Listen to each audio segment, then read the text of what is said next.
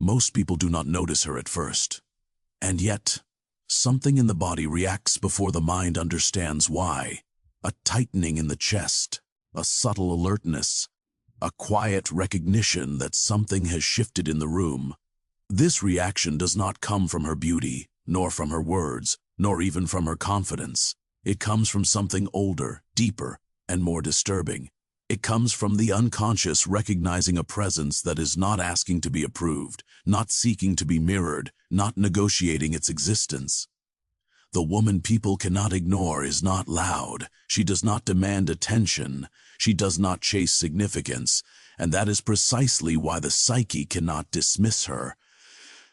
The human nervous system is trained to detect threat and meaning before logic intervenes. Long before language, the body learned to read posture, rhythm, restraint, and silence. This woman carries a stillness that disrupts expectation.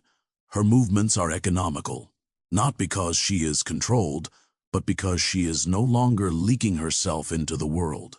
She is not over-explaining, not over-smiling, not offering excess emotion as currency. And the unconscious mind notices immediately when someone is no longer trying to be liked. Most people live in a state of subtle self-abandonment. They monitor their tone, their expressions, their reactions, constantly adjusting themselves to avoid rejection. This adjustment is not conscious. It is a learned survival response encoded through early emotional experiences. A child who learned that love was conditional becomes an adult who unconsciously edits their existence. The woman people cannot ignore has interrupted this pattern within herself, not because she healed everything, not because she transcended pain, but because she stopped fleeing from it. She has felt the internal fracture between who she was told to be and what she actually feels. She has endured the dissonance of living against her own nervous system, and at some point, something inside her refused to continue the performance. This refusal is not rebellion, it is exhaustion meeting truth. When emotional suppression becomes chronic, the body carries the burden. The jaw tightens, the breath shortens, the shoulders rise, the pelvis locks. Over time, the body forgets how to rest. This is not metaphorical. Trauma is not stored as memory alone. It is stored as posture, as tension, as interrupted impulses. The body becomes a silent archive of all the moments where expression was unsafe. Most people learn to survive by becoming agreeable, predictable, emotionally accessible in ways that cost them their inner life. Their energy diffuses outward. Their boundaries remain porous. Their presence becomes thin. But this woman has pulled her energy back, not aggressively, not defensively, but decisively. And when energy returns inward, something unsettling happens. Her silence becomes dense. Her gaze becomes grounded. Her presence gains gravity. People sense that she is no longer emotionally available for manipulation, projection, or rescue fantasies. This triggers discomfort. The unconscious expects women in particular to soothe, to mirror, to soften the environment. When a woman stops performing emotional labor unconsciously, the collective psyche reacts. Some feel drawn, others feel threatened. Many feel exposed without knowing why. She is not intimidating because she is dominant. She is intimidating because she is integrated. Integration is not perfection. It is the willingness to hold contradictions without collapsing. She can feel fear without obeying it. She can feel empathy without surrendering herself. She can be warm without being open for consumption. This balance is rare because it requires confronting the shadow. The shadow is not darkness in the dramatic sense. It is everything that was disallowed, shamed, or rejected in order to belong. Anger, desire, ambition, withdrawal, silence, refusal. The shadow grows stronger the longer it is denied. And when it finally emerges unconsciously, it does so through resentment, bitterness, passive aggression, or self-sabotage. This woman did something different. She allowed herself to feel what she was not supposed to feel. She did not act it out. She did not weaponize it. She did not collapse into it. She sat with it. She let it burn through her without rushing to moralize it or suppress it. This is an act of immense psychological courage, because when you stop suppressing the shadow, you lose the illusion of innocence. You see yourself clearly. You see the manipulative impulses, the desire to control outcomes, the craving for validation, the urge to disappear, the urge to dominate, the fear of being ordinary, the fear of being too much. Most people spend their lives running from this confrontation. They drown it in distraction, relationships, productivity, spirituality, or numbness. She stayed, and staying rewires the nervous system. When the body learns that it can survive intense inner states without dissociating, it no longer panics at emotional depth. The fear response softens, the breath deepens, the eyes become steady, the voice slows, her physiology changes, and with it, her presence. This is why people feel something around her that they cannot name. They are responding to a nervous system that is no longer reactive, no longer begging for safety through approval. Her calm is not passivity, it is regulation. And regulated nervous systems feel powerful because they do not contaminate others with anxiety. An unregulated person seeks constant feedback. They need reassurance, stimulation, conflict, or affirmation to feel real. A regulated person does not. They exist without needing to be reflected. This independence from reflection is deeply unsettling to those who rely on it, because in her presence there is nothing to grab onto. She does not rush to fill silence. She does not rescue discomfort. She does not explain herself prematurely. She does not offer emotional discounts to make others comfortable. This is not cruelty. It is self-respect embodied, and self-respect is felt before it is understood. People cannot ignore her because she forces an unconscious comparison.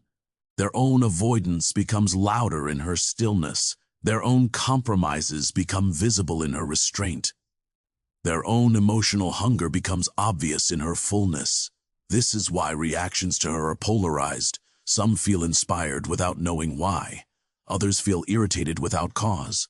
Some project depth onto her. Others project coldness. But projection itself is the evidence of her impact.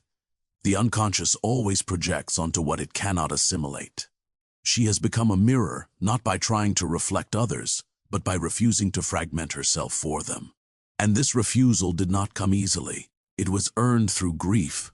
Grief for the version of herself that survived by disappearing. Grief for the love she did not receive in the way she needed. Grief for the years spent negotiating her worth through usefulness. Grief for the softness that had no container. She did not harden, she condensed, and density is what the psyche cannot ignore. Because density signals meaning. This is only the beginning. There is a moment in the psychological development of this woman where something breaks quietly inside her. Not dramatically, not with tears or collapse. It breaks the way a muscle gives up after years of being held in one position. A surrender, not to weakness, but to reality. She realizes that much of her suffering has not come from what happened to her, but from what she learned to do to herself afterward. This is not an easy realization. The mind resists it fiercely, because if the pain is only external, then one can remain innocent, wounded, entitled to rescue. But if the pain has been maintained internally through patterns of avoidance, self-erasure, and unconscious loyalty to old wounds, then responsibility returns to where it was once taken away. And responsibility to the unconscious feels like danger. From early life, the nervous system learns what is safe to feel and what must be suppressed in order to maintain attachment. Fear teaches the body to freeze. Anger teaches it to constrict. Sadness teaches it to go quiet. Over time, these responses stop being reactions and become identity. The body forgets that they were once adaptive. They feel permanent. This woman lived inside those adaptations for a long time. She learned to anticipate moods before they were spoken. She learned to read rooms instead of listening to herself. She learned to soften her voice when intensity emerged, to smile when Fusion arose, to shrink when desire threatened order. None of this was conscious. It was physiology shaped by necessity. But the cost was high. When instinct is repeatedly overridden, it does not disappear. It descends. It moves underground. And what goes underground does not become weaker. It becomes autonomous. This is how inner conflict forms. Part of her learned to be acceptable. Another part learned to watch. Another learned to resent. Another learned to disappear. Another learned to endure. Over time, these parts stop communicating. The psyche fractures not because it is broken, but because it is trying to survive incompatible demands. The woman people cannot ignore has felt this fracture intimately. She has known the exhaustion of waking up already tired, not physically, but existentially. The fatigue of constantly negotiating her own existence, the subtle despair of feeling unreal even while functioning. This is where many people turn outward. They seek intensity through relationships, through work, through chaos, through self-improvement, through spiritual bypassing. Anything that prevents them from sitting still long enough to feel the tension inside their own body. She did not escape. At some point, she became still enough to feel the fear she had been avoiding. Fear is not an idea, it is a sensation. It lives in the chest, the gut, the throat. It tightens, it accelerates, it narrows perception. The mind tells stories about it, but the body knows it for saint. When fear is suppressed chronically, it does not vanish. It becomes background noise. It shapes decisions invisibly. It makes one cautious without knowing why, compliant without choosing to be, anxious without a clear object. This woman began to feel it directly, and when fear is felt consciously, something changes. The nervous system learns that fear itself is not fatal, that it can rise, peak, and fall without annihilation. This is not intellectual insight. This is somatic learning, the body discovering that it does not have to obey every alarm. As this learning deepened, another layer emerged: anger. Not explosive anger, not righteous anger, but a quiet, heavy anger that had been sealed off because it was once dangerous to express. Anger at being misunderstood, anger at being used, anger at having to earn safety, anger at having to be smaller than her instincts demanded. This anger had been redirected inward for years. It had become self-criticism, doubt, restraint, and guilt. The psyche often prefers self-punishment to relational rupture. Hurting oneself feels safer than risking abandonment. But when this woman allowed herself to feel anger without acting it out or turning it inward, something profound occurred. Anger clarified her boundaries. It revealed where she had been violated emotionally, not necessarily by others, but by her own compliance. It showed her where she had said yes while her body said no, where she had explained instead of leaving, where she had endured instead of choosing. Anger, when integrated, becomes discernment. This is why her presence now feels sharp without being aggressive. She does not need to announce boundaries. They are felt.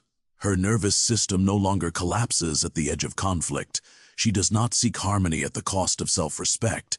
People sense this immediately, because most people are unconsciously scanning for emotional leverage. They are looking for cues: who will bend, who will overgive, who will absorb discomfort, who will explain themselves into submission.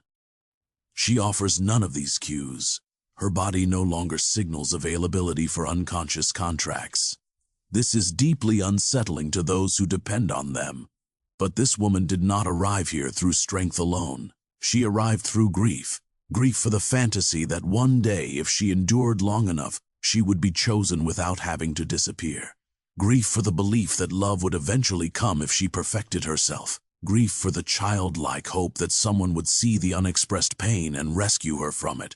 Grief collapses illusion, and when illusion collapses, energy returns. Much of human vitality is trapped in fantasy. Fantasy of recognition, of revenge, of redemption, of future safety. When these fantasies dissolve, the energy bound to them returns to the present body. This is why she now feels solid. Her movements are slower because she is no longer rushing toward imagined futures. her speak. H is measured because she is no longer negotiating her worth. Her silence is grounded because she is no longer afraid of being misunderstood. Misunderstanding no longer threatens her identity. This does not mean she is closed. It means she is selective. And selectivity is not arrogance. It is alignment. The unconscious respects alignment.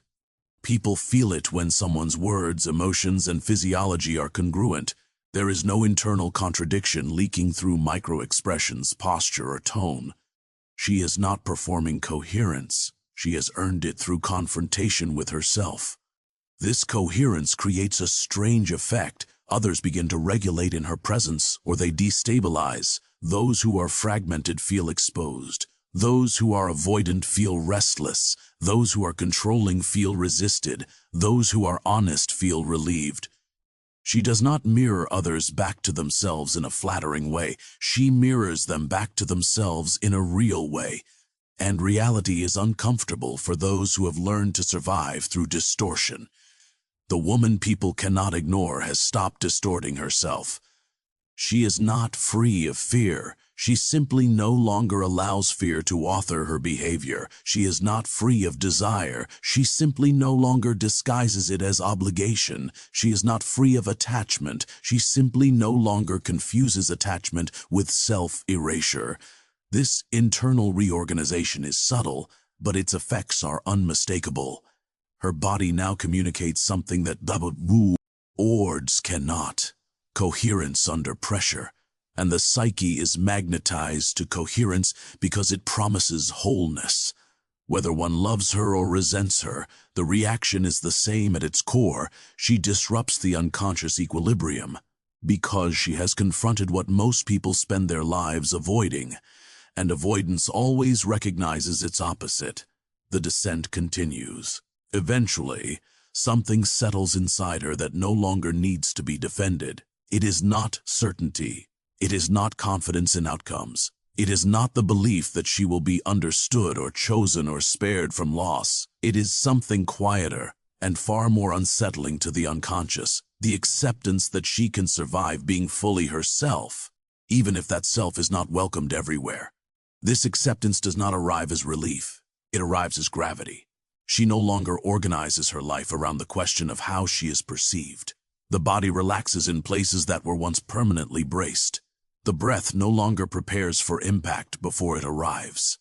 The muscles learn, slowly, that vigilance is no longer required to exist. What most people never realize is that the majority of their personality is a defense against an old fear that no longer exists in the present. They are reacting to ghosts. They are living as if something terrible is about to happen, long after the danger has passed. Their nervous systems are loyal to outdated maps. This woman has updated hers, not by force, not by discipline, but by staying present long enough for the body to learn something new. She has learned that absence does not equal annihilation, that disapproval does not equal exile, that solitude does not equal emptiness. These distinctions are not philosophical, they are physiological. Her body no longer confuses intensity with truth or familiarity with safety. And because of this, she does not rush. She does not rush into intimacy. She does not rush into explanation. She does not rush into belonging. She allows meaning to reveal itself through time, through consistency, through alignment rather than urgency. This alone makes her difficult to ignore, because urgency is how most people bond. They mistake intensity for depth, speed for connection, emotional flooding for intimacy. When someone does not participate in this rhythm, it destabilizes the unconscious contract. She is not withholding. She is not testing. She is not guarding herself in fear. She is simply no longer empty enough to be rushed into. Her inner world has weight now. Weight comes from having endured contradiction without resolving it prematurely, from having allowed grief to complete its cycle, from having let illusions die without immediately replacing them, from having tolerated the silence that follows the collapse of old identities. Most people panic in that silence. They fill it with noise, with roles, with narratives, with urgency. They cannot tolerate the feeling of being undefined. They mistake that state for meaninglessness, when in fact it is the soil from which something real can grow. She stayed there, and staying changed her. Her identity is no longer assembled from reactions. It is no longer built around wounds that demand recognition. It is no longer dependent on being seen a certain way in order to exist. This does not make her distant. It makes her exact. When she speaks, it is because something needs to be said, not because silence frightens her. When she connects, it is because resonance is present, not because loneliness is demanding relief. When she leaves, it is because misalignment has been confirmed, not because drama requires resolution. Her nervous system no longer seeks intensity to feel alive. It seeks truth, and truth has a particular texture. It feels steady. It feels clean. It feels uncompromising without being cruel. It does not rush to comfort, but it does not withhold warmth either. It simply refuses to lie. People feel this refusal. They feel it in the way she does not flinch when expectations are projected onto her. They feel it in the way she does not contort herself to preserve fragile dynamics. They feel it in the way she does not absorb emotions that are not hers to carry. This is where the discomfort deepens, because her presence quietly asks a question no one wants to answer. What part of you is still performing in order to be allowed to exist? She does not ask this aloud. Her body asks it. Her stillness asks it. Her refusal to overgive asks it. Her groundedness asks it. And questions like this cannot be unheard. Some people respond by idealizing her, others by resenting her, others by trying to provoke her into breaking character, to prove that she is not as whole as she seems. But these reactions are not about her. They are about the collision between her coherence and their fragmentation. She has made peace with the fact that she cannot carry others across this threshold. She knows now that awakening is not contagious in the way people wish it were. It does not spread through persuasion or presence alone. It emerges when avoidance becomes more painful than truth. She no longer sacrifices herself in the hope that someone else will wake up. This is perhaps the most difficult integration of all, because compassion without boundaries becomes self-betrayal, and boundaries without compassion become isolation. She has learned to hold both without collapsing into either. Her empathy is no longer porous. Her strength is no longer performative. She has stopped confusing endurance with virtue, and this is why her life now feels quieter, not easier, quieter. There is less internal argument, less negotiation, less justification, less fantasy, less self-surveillance. The mind rests more often in the present moment because it is no longer constantly scanning for threats to identity. This quiet is not emptiness. It is presence without noise. People cannot ignore her because she embodies something they sense possible, but have not yet allowed themselves to become. She represents the end of bargaining, the end of self-abandonment disguised as love, the end of unconscious loyalty to pain. She is not extraordinary. She is honest, and honesty, when it is embodied rather than spoken, is rare enough to feel unsettling. She does not promise transformation to anyone. She does not model perfection. She simply lives without lying to herself anymore, and that is enough to disturb the sleep of those who are still dreaming their way through their lives.